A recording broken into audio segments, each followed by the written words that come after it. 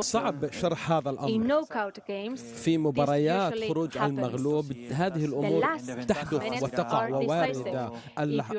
الدقائق الأخيرة تكون حاسمة، فإن خسرت فإنك ستبذل قصارى جهدك وتتفانى لكي تصل إلى شبكة المرمى. يجب أن يكون عندك لاعبين تعتمد عليهم في هذا الأمر، والأمر ليس سهلا أن ندبر هذا الأمر، إذ أن الموقف يختلف، يعتمد حسب كل لحظة بلحظتها. ومن الواضح بأننا نعلم أن هذا الأمر وارد الحدوث.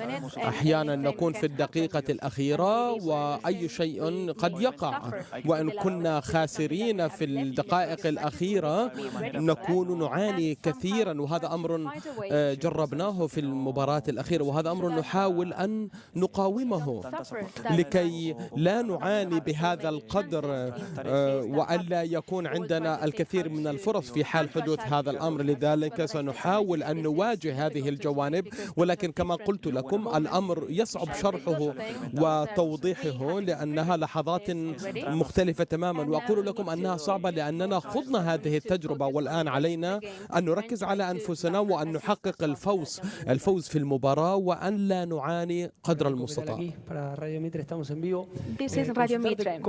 السؤال نيكولاس، أريد أن أسألك كيف تركت كل هذا الموقف؟ كيف عايشت هذا الأمر مع اللاعبين؟ وكيف تفكر فيه من أجل المستقبل؟ شكرا. الجواب فيما يتعلق بالمباراة الأخيرة، نعم، أقول أن تلك مواقف تحدث في عالم كرة القدم. نحن لسنا آلات،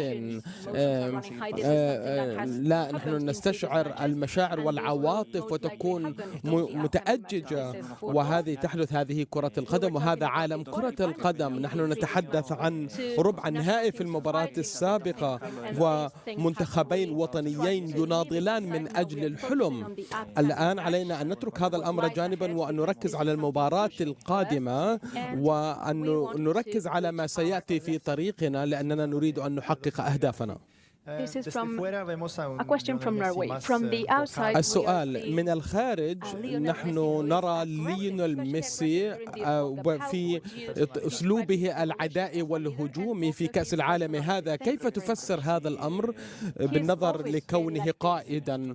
الجواب لطالما كان كذلك، كونه قائدنا ورائدنا هو الذي يدفعنا ويحفزنا، هو الذي يمتلك ميزة مميزة في الملعب. وعندما نرى ميسي فإننا نرى هذه الدافعية تتجلى عندنا، لأنه هذا يحثنا ويدفعنا إلى أن نسهم في اللعبة وأن نقدم أفضل ما عندنا. لذلك نحن محظوظون أن ميسي هو قائدنا والجميع سيساند. نحن عندنا اللاعبين، لدينا الطواقم الفنية، ونحن جميعا نحاول أن نعمل بذات الاتجاه، نحو ذات الاتجاه، وهو تحقيق حلمنا، وهذا أجمل ما يمكن أن نحققه مع ميسي وميسي إلى جانبنا.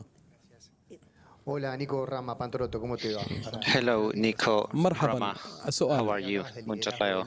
You were talking about Messi's كنت تتحدث عن قيادة ميسي struggle in the previous game. وأنكم واجهتم صعوبات في المباراة السابقة. كيف يمكن أن تتعلم كيفية التعامل مع الصعوبات ومع المعاناة في المباراة؟ السؤال الثاني، عندما يتعلق الأمر بالركلات الترجيحية، هل أنتم تتحلون بالهدوء الآن والارتياح لأن عندكم حارس المرمى المتميز الذي أثبت جدارته في كوبا أمريكا؟ الجواب نعم، كما قلت في السابق لم يكن من السهل أن أعبر عن هذه المفاهيم بالكلمات. في كأس العالم هذا نحن نمتلك الخبرة الكافية لكي نتمكن من أن نصل إلى هذه المرحلة، ونحن نعلم بأننا في مرحلة الإقصاء وخروج المغلوب. هناك بعض اللحظات التي ستكون صعبة.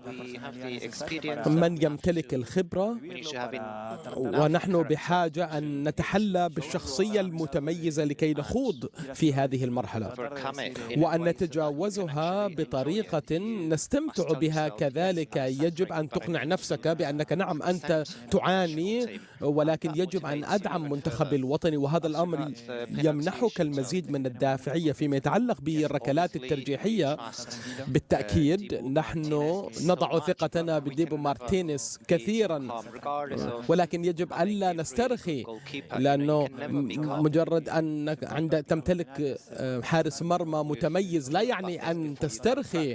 نحن نتحدث عن هذا الأمر ونناقشه نعم في الحصص التدريبية، ولكن عندما تكون في الملعب هناك آلاف المشجعين والمشاعر تكون متأججة.